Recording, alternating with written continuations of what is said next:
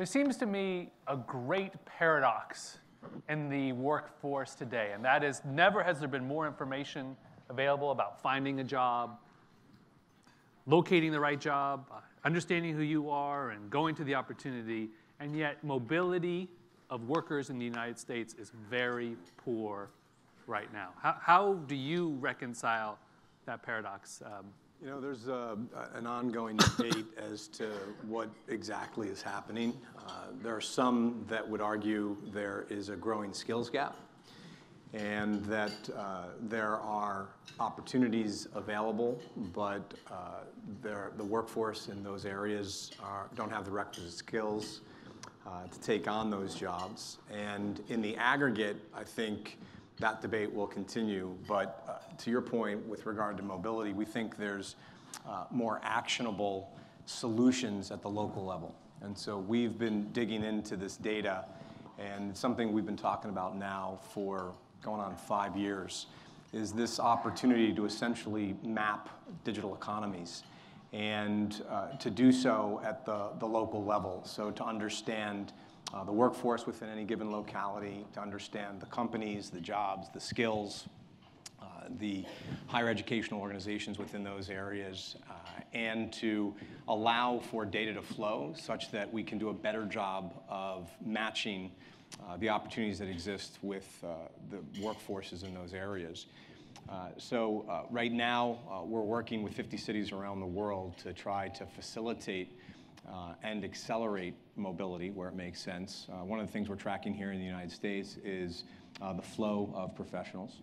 And one of the interesting findings we're seeing right now is where professionals are migrating to. And one of the things that has been interesting to track is the rise of technology and how it's attracting people to areas with much higher standards of living and lower costs of living relative to Silicon Valley. So areas like Portland, Seattle, Denver, Austin, all increasingly are attracting talent. So there is some mobility, but we need to do a better job, I think, as a country in terms of understanding where these gaps exist and then equipping higher educational organizations, vocational training facilities, junior colleges, potentially even four-year universities with the data they need to equip people and the workforce in these areas with the skills to obtain the jobs that are and will be as opposed to the jobs that once were. What are the biggest net outflow areas?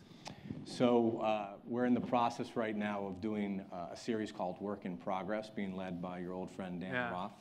And we're trying to shine a light on stories that people are less familiar with. And one of those stories is talent inflows and outflows. It turns out Providence, Rhode Island is seeing a lot of outflows. Yes, and again, Seattle is pretty much #1 right now in inflows. Now, so Providence to Seattle, that's not necessarily Providence to Seattle. That's not necessarily a one-way flight. That's generating a lot of traction. Although it's funny because it reminds me, several years ago, if you had tracked popular flights, you could have seen the rise of Austin. There was a flight from the Bay Area to Austin that grew increasingly popular as more and more tech companies recognized what a stronghold it was in terms of talent. At any rate, with regard to Rhode Island, the governor of Rhode Island, very similar to the former governor of Colorado, doing some amazing work with understanding how to leverage this data and recognizing that the infrastructure and the data that's available today just didn't exist previously. Right. I'm sorry, I'm curious. What else is in the top 10 net losers? Yeah, so... It's just the data. You're not a judgment, just an observation. Yeah, it's pretty much what you would expect. I mean, some of the Rust Belt areas, some of the areas in the Midwest are losing talent to some of the areas that are seeing the rise of technology. And it's not just technology. We're also seeing healthcare, financial services fuel the attraction of folks. There's some really, like I said earlier, there's some interesting insights that pop from the data. Baton Rouge is experiencing a massive boom as a result of being rebuilt following the disaster there.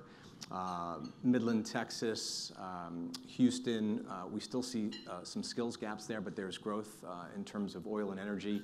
Clean energy, by the way, worth calling out if we're talking about where the opportunities increasingly exist.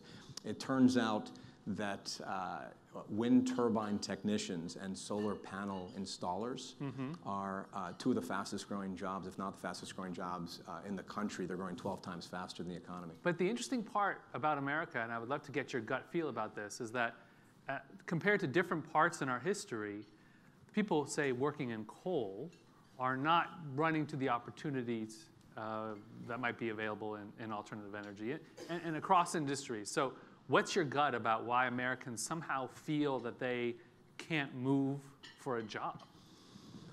Yeah, I think part of this is cultural. I think part of it is societal. I think part of it goes back to this debate over skills gaps and whether or not people feel like they even have the skills necessary to make that move But maybe it's a confidence gap. Maybe it's not about skills, but just I feel confident to move my family from West Virginia to Colorado or Providence to Seattle. Yeah, I think to really dig into that, you'd need to look at migration patterns over longer periods of time to understand whether or not something has structurally shifted in terms of behavior, social psychology, versus the opportunities more specifically. But it's a great question. Okay, so we're here to talk about the workplace. What's your view right now on the role of the employer as it relates to the employee? By that I mean we're having this incredible debate on a society level about what is the role of government. We've been having it for 250 years. Should we be involved? Should we not? Should the government be involved? Should the government not be involved? From your view of how employers and employees find each other, what's the right calibration in terms of the amount of paternalism or engagement or involvement that employer needs to have right now with the employee? So I haven't heard it put in the context of paternalism before. I think that's a really interesting word choice. If by that you mean... Outdated, perhaps. Yeah. Well, whether it's paternal or... Yeah, that's true. Sorry, so what is the gender neutral or maternal, term? Sorry. Yeah. Paternal or parental. Parental, yeah, okay. Parentalism. Parentalism. Stick with me, man. Okay. Parental. All right. So, I think it's going to be different for every company, for every leadership team, for every employee. I don't think there's a cookie cutter frame for this. Certainly at LinkedIn, we take a very vested interest in the career trajectories of our employees. This isn't a talent branding commercial for LinkedIn. It's just our approach, and I think other companies use it as well. Some other companies may be evolving towards it. But we offer the same promise to our employees that we offer to our members, the same brand promise, which is to transform the trajectory of their career. And so when a person joins LinkedIn, one of the first things we'll ask is what is it they ultimately want to accomplish? And what may be a bit of a departure from historical norms is that if somebody says their ultimate dream job is not going to be at LinkedIn, that's not held against them, that's not a bad thing, and we're not doing everything we can to disavow them of that idea and to get them to stay. What we're going to say is, okay, if that's your dream job 3, 5, 7 years out, how can we make sure that you're on the right path to make that happen? How can we set you up to be successful? What skills are you going to need? What path should you be on? And along the way, you may change your mind. And we have found that ultimately is creating a lot more value for the employee, a lot more value for LinkedIn, because it turns out that they do want to stay longer when they know that we have their best interest in mind. What percentage of the people you ask that question to have no idea? I've never been asked that question, and it's exactly the right question to ask. So first of all, that's the first interview question I ask when I sit down, and it's less interviewing. My team will typically ask me to help close somebody or make sure that they understand why LinkedIn's a great opportunity, and the very first thing I say is, what's your dream job? Right. And obviously there's no right or wrong answer, and I have no expectations. What I'm looking for is clarity.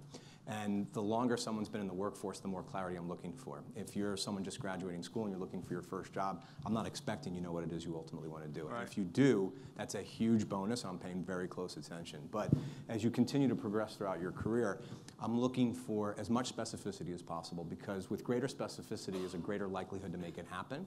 And I'm always struck by the fact that, to answer your question, there's an incredibly low percentage of people, even later on in their career, who can answer that question off the top What of their head. would you say? And when 40% no? I need to do it by cohort. 20%. So for students graduating, it's probably, I'm thinking about all the times I've asked audiences of interns and things like that, it's probably 20-ish% that would know. But then when you say, would you mind sharing, they'll say, I want to change the world. Right. Right? That's not good enough. That's not good enough for Jeff Weiner, changing the world. There's no judgment. Let it be known. There's no judgment. Right. It's not that it's not good enough. It's that it's not good enough for the individual to be able to manifest that because it's not specific enough. Changing the world, I get, and that's very good. And it's better than not changing the world or hurting the world, right? But what I love to hear is when somebody says, I want to change the world by virtue of introducing a healthcare solution that's not only going to reduce costs but make information more transparent. It's like, you know what? If you've got the skills, if you've got the passion, I am highly confident you're going to make that happen in some way, And for a shape, or form. mid-career professional, what is the percentage? It's probably still lower than you'd anticipate. It's still under 50%. My guess is 30 to 40%. There are executives I talk to who've been doing this 10 or 15 years who say, and what happens, it's not unusual, and I think what happens is when people graduate, they haven't necessarily answered that question, and they get a job offer. They get a gig, and they take that job offer, and then they get promoted. Or they get headhunted by another company, or their friends mention they're working at a hot new company, and they jump to that next job, and they get paid more money, and they wake up 10 years later, 12 years later, and they're not happy, although they're supposedly, quote unquote, successful. And the reason they're not happy is because it's not necessarily aligned with what it is that they ultimately want to be doing. Right. So. What do you say when the person says, I want to be CEO of LinkedIn?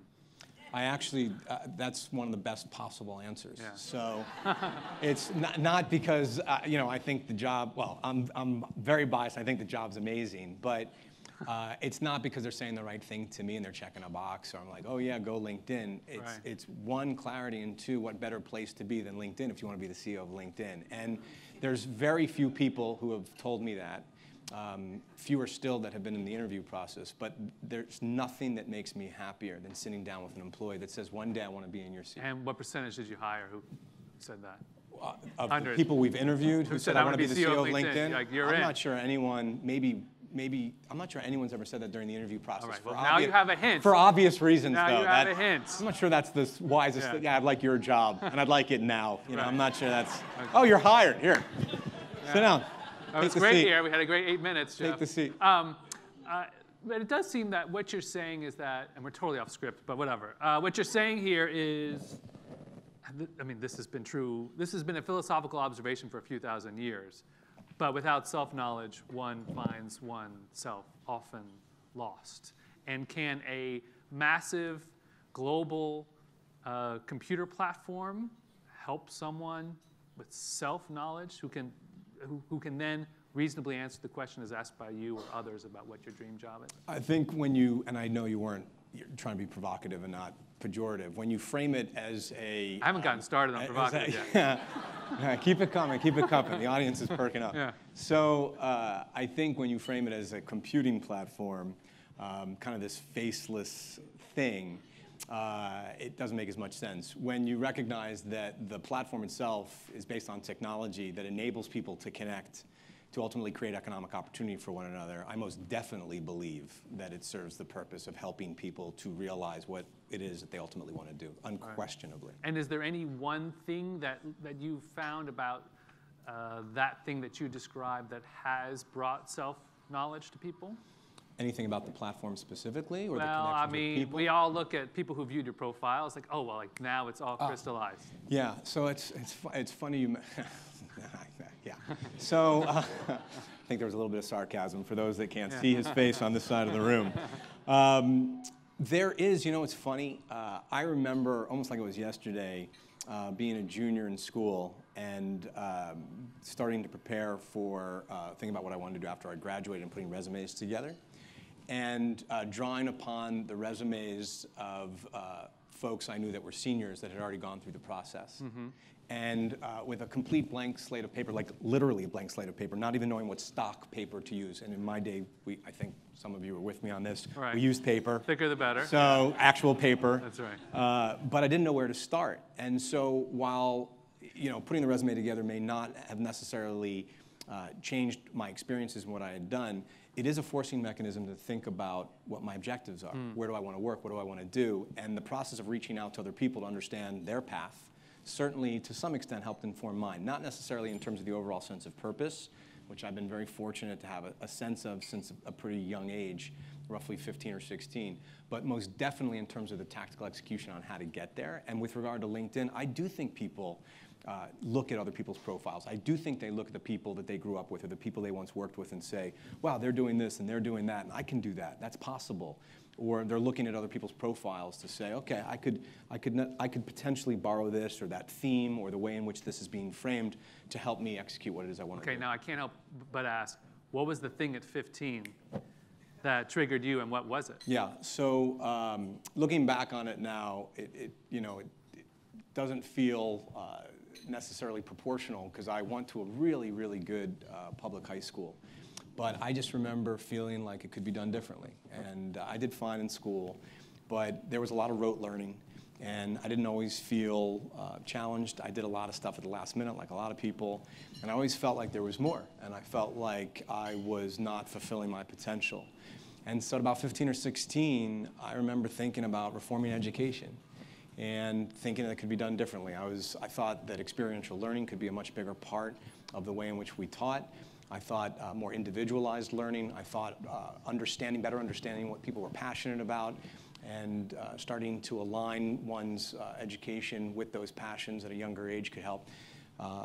Fast forward to when I was graduating, I was thinking about where I wanted to go to college, and I actually was making the conscious decision as to whether or not to pursue that path. I wanted to go private sector or public sector in my first job, and I thought that would help inform where I went to school and what I studied. So public sector would have been teaching, administrating, potentially legislating or regulating.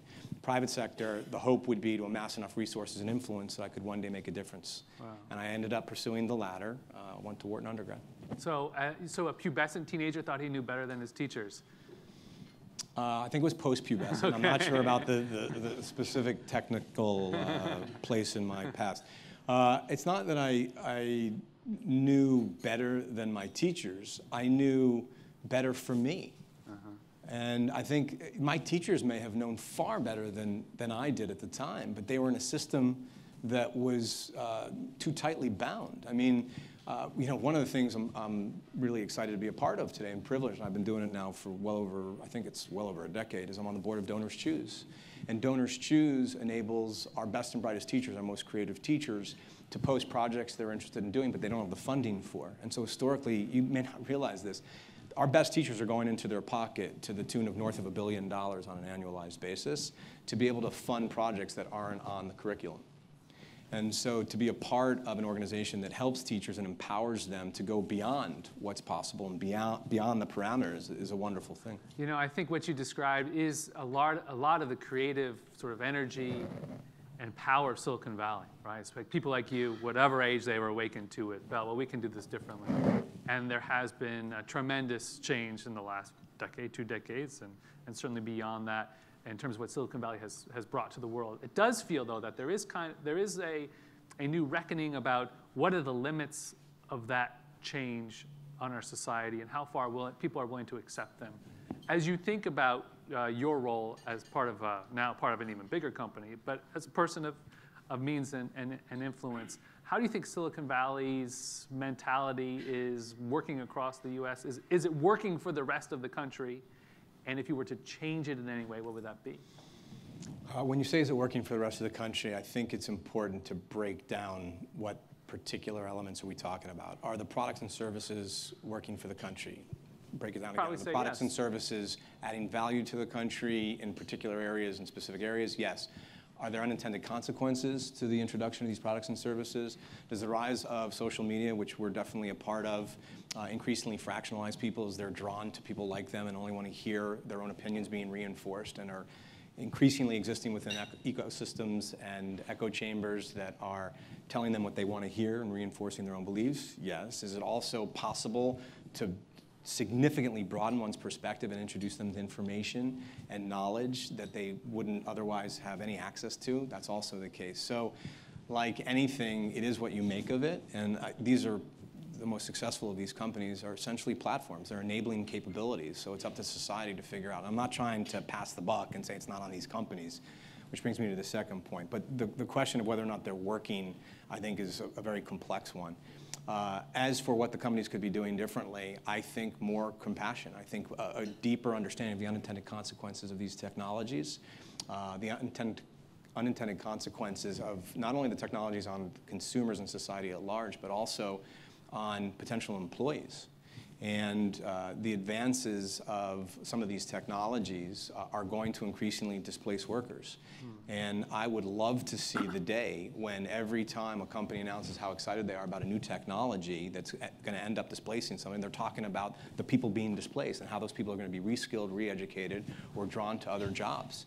And I would also ask, help from the media on this, because the media, like all of us, gets excited about that next new thing and the new innovation. We should all be asking these questions, and I'd love to see these stories being written about new introductions and productivity enhancers and tools that are going to create greater leverage and greater scale, and asking the question, how many people are going to be displaced? What is happening to those people? Will there be opportunities for those people to take advantage of these new technologies? And if not, what new opportunities can these people be skilled for? Right. Well, I think there's a growing fear that the forces unleashed by the things you describe will create more job dislocation and more sort of just anxiety about the future going forward. You might view the Donald Trump electoral result as an expression of that very feeling. Yeah, I think so. I think it's important that we understand the specific implications of these technologies. And with regard to Trump, I didn't quite follow the connection. Well, the connection would be, I'm worried about the future. I want to get the America back that I thought was promised to me. Yeah. And he is promising it. Yeah, I think it speaks to some of the fear that's in the system right now. And there was a really interesting survey that some of the folks in the audience may have seen last summer as I think increasingly the media and a lot of research bodies were trying to figure out the rise of Trump and what was fueling it. It was Reuters Ipsos. I'm not sure if that's a competitor. Right. No, it's fine. It's fine. And fine. Last summer they were talking about the fact that people and Trump supporters weren't necessarily concerned about their own ability to put food on the table, but they were concerned about their children's ability to do better for themselves and their children's children. It's a perfectly fair question. It is very fair, but it turns out, and the McKinsey Global Institute has gone deeper on this, it turns out that there's been a really interesting phenomenon that you may have already written about and covered over the last 10 years. And there's a difference between the way people think about their incomes. There's market income and disposable income. Market income is the income you draw from your career. Disposable income is the money that's left over after any kind of help or subsidies or benefits you're receiving from the government. And over the last 10 years, there's only been a very modest rise in the number of people whose disposable income has been flat or down. It's like high single digits. But 80% of American households over the last 10 years have not seen an increase in their market income.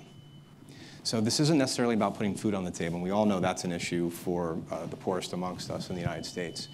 But with regard to perception, when you're not earning more from your job, you start to get and develop the sense that you're not making progress, you're not moving forward, you're not being given opportunities, and increasingly that can make people feel disenfranchised. And they begin to project onto their children and their children's children that if they're not earning more, then how is it possible that their children will earn more? And despite the fact that they are able to take care of themselves because that disposable income is in a decent place, they still get increasingly worried, and that worry turns to blame. And there's a lot of blame, and it's human nature to look at scapegoats and for scapegoats. And this is where you see the blame game on globalism, you see the blame game on immigrants, you see the blame game on corporations and corporate greed. And I think Trump was able to really tap into that fear. Why isn't it only a matter of time till that blame turns directly towards Silicon Valley? I think it's already happening. I think it fulfills that third bucket. People are blaming, to some extent, companies and profit motives, and the fact that companies increasingly are only concerned about profits and their stock prices as opposed to being concerned about the impact they're having on their employees and, more broadly defined, the impact they're having on society. So I'll give you another number that's very interesting. I think this is a comparison to about 20 years ago. The top companies in this country had roughly $250 billion in revenue, GM, Ford among them. I think they employed about 2 million people. That same figure, today, top companies, I think maybe top 10 companies, revenues of $250 billion, I think they employ about 140,000 people. Right? Just think about the sort of the labor intensity of those two different eras. Technology, of course, Facebook and Google and Amazon, huge parts of that, Microsoft. So I get the anxiety, right? It makes sense. So are you saying from your perspective that Facebook should change its news feed somehow to somehow better that or improve that? Or what is the thing that one can do knowing that those facts are out there? For starters, you're absolutely right in terms of the winners are drawing more in terms of their success. And it's not just companies today that are able to achieve more with less. So, the 5 most valuable companies in the world, all technology companies, to your point, if you look at the combined market caps, and you look at the employees that are helping to derive those market caps, it's far smaller than the employee footprint of equivalent market capitalization decades ago. It's not just companies, by the way, it's also individuals. So you see the same happening with creators, content creators, or athletes. There are fewer and fewer people drawing more and more, and it is very much a byproduct of the way infrastructure allows for scale, allows for reach, and supply-demand dynamics. In terms of what a company like Facebook or any one of those companies can do about it, Facebook changing their news feed would potentially change the way people understand those dynamics. It wouldn't necessarily change the underlying dynamic unless Facebook and those other companies wanted to create a platform that is going to, say, for example, tap into the gig economy or the fractionalization of labor and provide for more opportunities for more people. But with regard to fewer and fewer companies on a global basis by virtue of digital infrastructure being able to reach more people, and we would like to talk about it at LinkedIn, we call that, it's planetary scale, not to be confused with global scale, because to me global scale implies being able to operate in multiple countries. Planetary scale is a newer dynamic, which talks to the fact that these largest, most valuable companies have addressable markets that's essentially every person on the planet. And when you can reach every person on the planet with your products and services, that provides you scale benefits that have never been seen before in the history of commerce. And so that's the reality that we increasingly live in. And so you want to ensure that the companies who are in those positions understand the implications and understand the unintended consequences. Is there anything specifically that you're doing as a as an operating business executive, as part of one of those companies that ameliorates perhaps some of the problems you're discussing? Yes, so most definitely, and it goes back to the very first question about mobility, lack of mobility, and our role in digitally mapping the global economy. So about 6 years ago, we started talking about the operationalization of our vision. So our vision is to create economic opportunity for every member of the global workforce. And for us at LinkedIn, we distinguish between vision and mission. The vision is our dream. It's true north. It's not necessarily something that we're going to do, but it's something that guides us. And our mission is the overarching objective of the company, and that's to connect the world's professionals, make them more productive and successful. Thank you for the kind introduction earlier. You mentioned the 500 million signups thus far to date. And that so far exceeded our expectations that we realized we need to start thinking beyond our mission. And we still have plenty of work to do on the mission statement, but we started thinking about how to bring that vision to reality. And where we came out was the development of the economic graph. And a graph in technical terms is essentially mapping connections, digital connections. Facebook has a social graph mapping personal relationships. Twitter has an interest graph to a large extent. LinkedIn was built on a professional graph that maps professional relationships, but the ultimate end game for us is to create the world's first economic graph. So we want to digitally map the global economy across every member of the global workforce. So we want to profile for all 3 billion plus people in the global workforce. We want to profile for every company in the world. When you include SMBs, that's roughly 60 million plus companies. We want a digital representation for every job that exists that's available at any given time. There's roughly 20 million plus that are digitally accessible. A digital representation of every skill required to obtain those jobs. Today we have over 50,000 standardized skills on LinkedIn. How many do you think it gets to by the time you're done? It's a great question. It's less about the maximum number, and it's more about the value. Quality of the taxonomy. Exactly right. What's your most favorite obscure skill? So it's become a running joke, but people started endorsing one another for awesomeness on LinkedIn, and it wasn't my favorite. But just to come back to the economic graph. So in addition to skills, it's also providing the coursework to make sure that our members can acquire the skills to get the jobs offered by those companies. We want a digital representation for every higher educational organization in the world that makes those skills accessible. And then we want to create a publishing platform that enables every individual, every company, every university to share their professionally relevant knowledge if they're interested in doing so. And then we want to allow capital, intellectual capital, working capital, and human capital to flow to where it can best be leveraged. We want to reduce the friction. And the hope is in doing so, we can help lift and transform the global economy, and perhaps more importantly, is enable every individual on LinkedIn to better control their economic So your destiny. goal is to have an Egyptian bricklayer or a Malaysian rickshaw driver or office worker, every one of those people on your platform doing something. That's the vision. That's the vision. That's the dream, yeah. That does not, well, that seems kind of like a pretty powerful thing, both potentially for them and also for the company. Is there too much power embedded in the taxonomizing of every individual on Earth?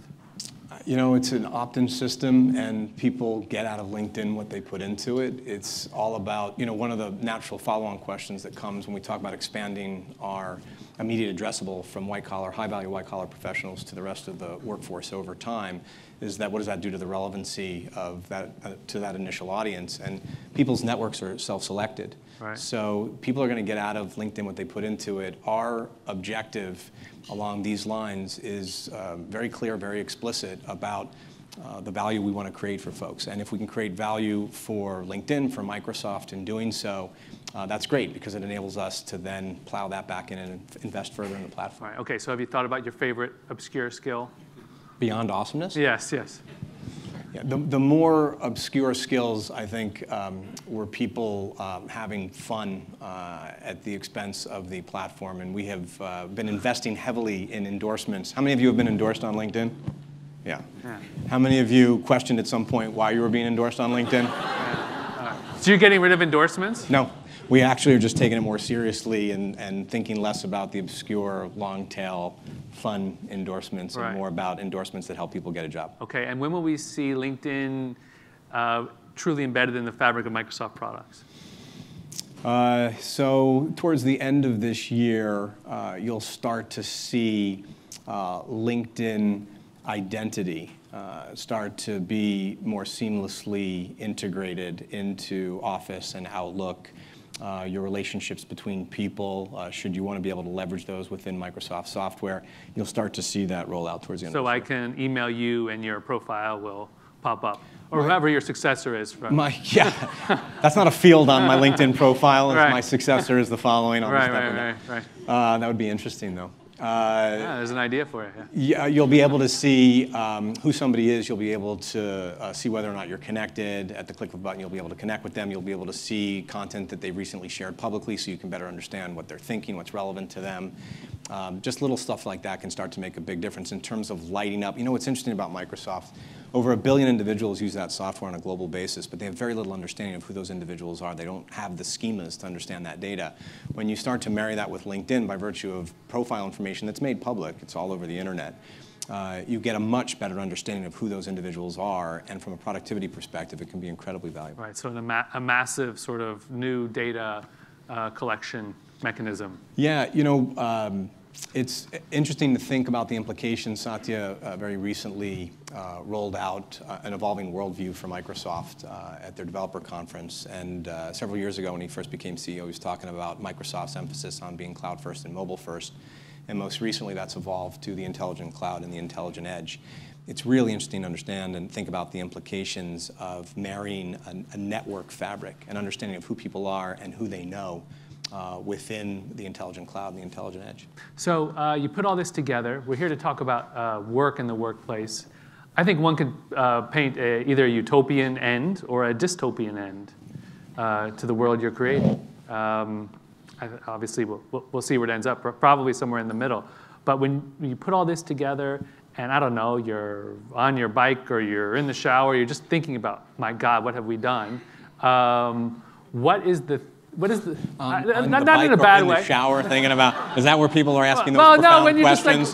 What have we done? When you're meditating about. Try not to think when I'm meditating, but okay, right, I got it. You're so California. You're being literal. Okay, when you put it all together and you're ruminating, is that a better word for it? When you're ruminating about this incredible organism, right? This almost organic thing you put together, and what that means for work 10 years from now, what is it? I think it goes back to some of the things we're talking about. If you want to think about what's possible once that economic graph exists at scale, pick any locality anywhere in the world. And as I mentioned earlier, we're working with 50 different cities around the world. We're working with governments in Singapore, India. We're increasingly working with states and cities in the United States. Pick any locality in the world, and we'd be able, and we can actually start to do this today, we can measure the fastest growing jobs, the skills required to obtain those jobs.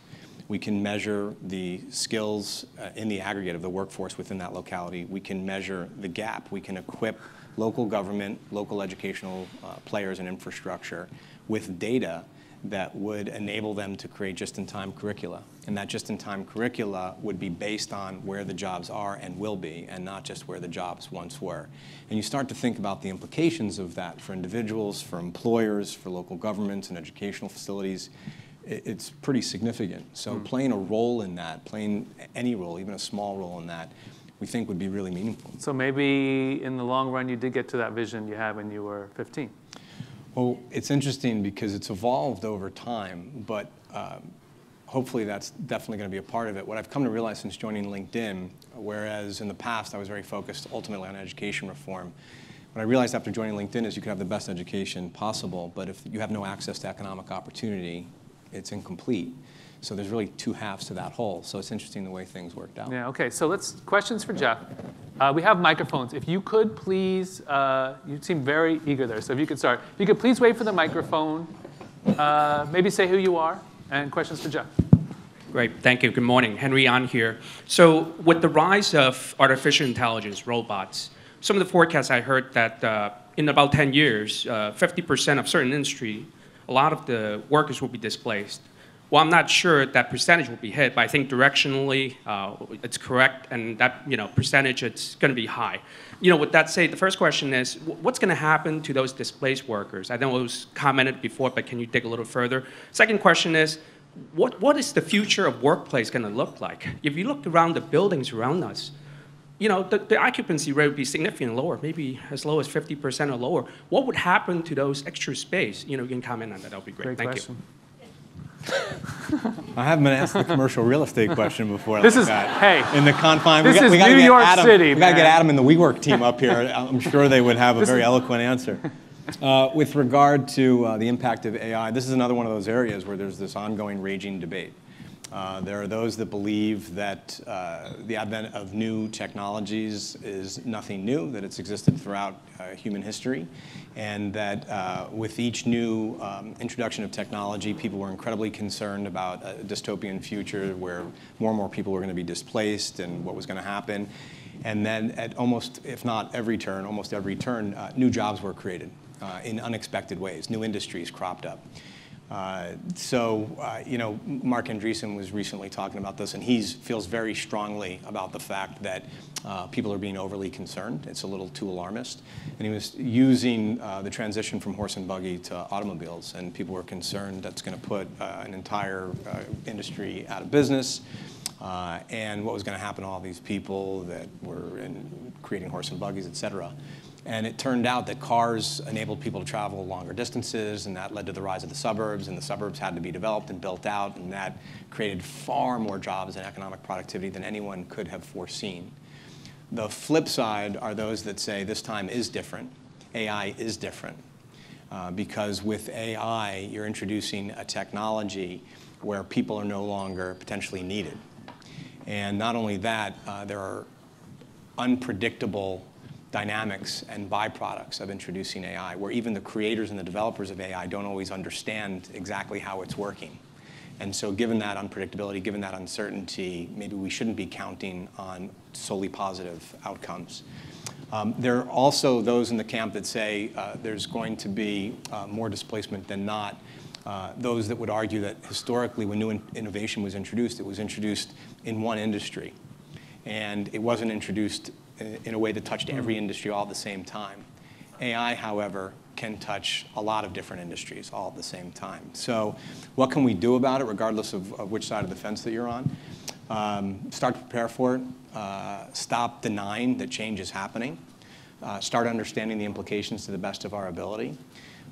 Start thinking about those industries that are already undergoing the transformation, and to the point we raised earlier, identifying those people that are most at risk, identifying their aptitudes and their competencies, identifying where job opportunities exist. But who does that, Joe?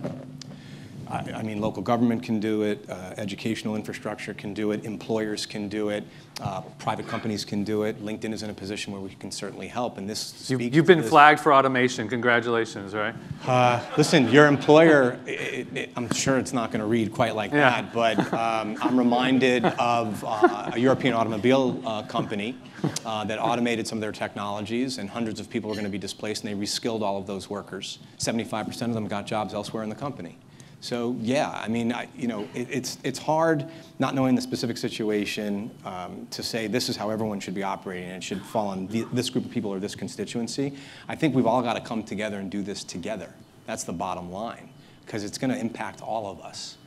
To the extent we have a growing group of people that are increasingly disenfranchised, that's the kind of stuff that has very deep and lasting societal implications, and it's not always a good thing. And you can see it with the rise of anger, not just in this country, but on a global basis. As for your really interesting question about commercial real estate, just very briefly, I'm not a commercial real estate expert. There's always going to be a need for people to be physically proximate with one another. I think you raise an excellent point. And there's been a lot of discussion about the implications of autonomous driving technologies and what that's going to do with parking lots and so forth and so on. It's quite significant. I haven't heard the same with regard to commercial real estate.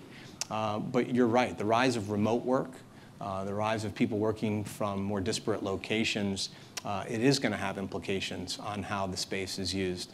And you can see it here in the city. What's that elevated?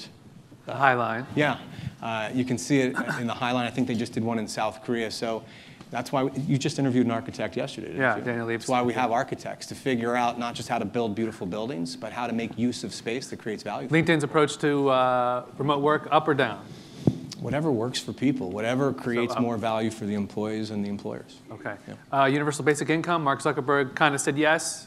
When did Mark Zuckerberg He suggested it in one of his recent speeches. Okay, commencement speech. Yeah. So Sam Altman from Y Combinator has been a big proponent of thinking through the implications of it, doing some work in Oakland right now to understand the implications.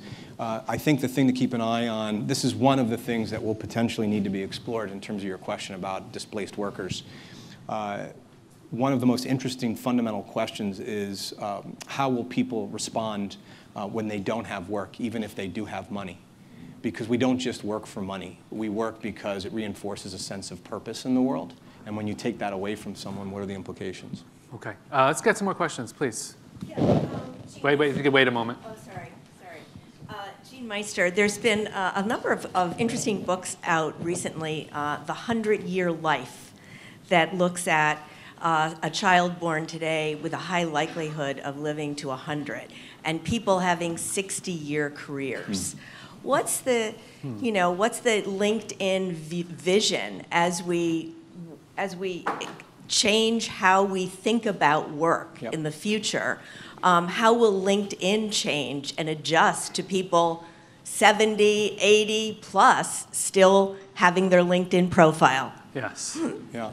So as the workforce continues to age, even before you see 100-year life expectancy, one of the things that we're really passionate about is creating more marketplace dynamics for opportunities. And one of those opportunities is mentorship. And as the workforce continues to age, we think there's a huge opportunity for people with more experience who we know want to give back. Not necessarily philanthropically, but that too. And we're going to create a system, and we're in the throes of doing this right now, where people are going to be able to raise their hand and say, I'm interested in helping, and I need help, and then making that match. And with regard to an aging workforce, we think that could be a really interesting dynamic. So is that a scoop? Are you giving us a scoop? I may have just inadvertently given you a scoop. All right, pretty cool. All right, we broke some news. Yeah. All right, I like that. All right, one more question, please. Yes. Wait, if you could just take the mic. Y'all could help him there. Thanks. David Hammer, founder of a company called Emissary, I think GLG for sales. This crowd probably gets that. I was actually struck by something you said in kind of an offhand fashion about successor, and how if you added successor as a field to LinkedIn profile, people would probably start doing it, right? You guys are now at the scale where the decisions you guys make on what, for example, goes on a LinkedIn profile field can actually change the way that corporations are governed, right? How do you think about the responsibility to be normative, right? Again, when you're in growth mode, you have to be responsive, you have to listen, but when you switch into a mode where you have the leverage you have, the choices you make will fundamentally alter the structure of thousands, hundreds of thousands of organizations. How do you think about that responsibility? How do you think about that tension there? Yeah, it's an excellent question. We try to be as thoughtful as possible in terms of understanding the implications of the decisions that we're making. And when we talk about managing compassionately, it's not just the way we treat one another. Just taking a step back, when we talk about managing compassionately, we're talking about putting ourselves in the shoes of another person, understanding how they think about the world, seeing the world through their lens or perspective, and classically defined, that's for the sake of alleviating their suffering. I think in a business sense, you can broaden that just to say to help somebody or to achieve an objective together. And all too often in a business setting, we have a tendency to default to human nature, and it's human nature for a reason, but we are all egocentric by design. We see the world through our own lens. And that's oftentimes why, and we all experience tension virtually every day at work or whenever we're dealing or interacting with other people. When things become tense, when someone becomes angry or defensive, we become angry or defensive, and we're thinking about that discussion only from our own perspective. If this person disagrees with me, they must have nefarious intention, they're being political, they're ignorant, they don't understand, as opposed to understanding where they're coming from and what's happening. They may be having a bad day. You may have triggered something that happened to them years before. They may not be as knowledgeable about the subject matter that you're discussing as you are, and they feel vulnerable or insecure. I could go on and on. It's the same thing with regard to what you just described. When we change those fields, we need to think through the implications for employees, for employers, and think about what would happen if we were in their shoes. You know, so I mean, it may sound overly simplistic, but sometimes do unto others is the ultimate first principle. And we think about, well, how will those fields affect us as managers or leaders at LinkedIn? What precedents are they setting? What are the unintended consequences of our actions? So at the end of the day, that's ultimately how we frame those decisions. Okay. Jeff Weiner, thanks so much Yeah, for visiting thank with you. us. Everyone needs to get back to work. Back to the future of work. Yeah, future work.